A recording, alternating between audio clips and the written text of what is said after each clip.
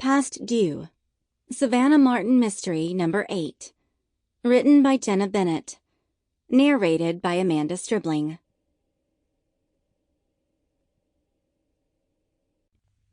Chapter 1.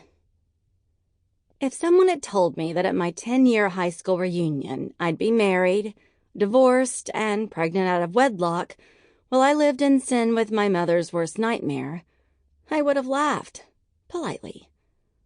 It just goes to show you how wrong you can be. My name is Savannah Martin, and 10 years ago I attended Columbia High School in Maury County, Tennessee, an hour or so south of Nashville. At 18, I had my whole life planned out. After high school, I'd be attending finishing school in Charleston before my debut at the Christmas Cotillion in Savannah, my mother's hometown. Since I was named for it, I was profoundly grateful she wasn't born in Hephaestus or Hortons. Once that was accomplished, I'd go on to study law at Vanderbilt University in Nashville and eventually join the family law firm, Martin & McCall, on the town square in Sweetwater. I didn't plan to drop out a year before graduation to marry Bradley Ferguson, although Bradley, or someone like him, was part of the plan too. He was healthy, wealthy, and white, a Southern gentleman from Natchez, Mississippi, who could trace his antecedents back to the War for Southern Independence and beyond. He was everything my mother wanted for me, and everything I'd been brought up to believe I should want for myself. Pardon me while I laugh, not so politely.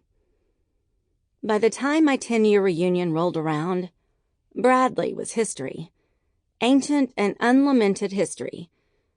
I had divorced him 3 years before.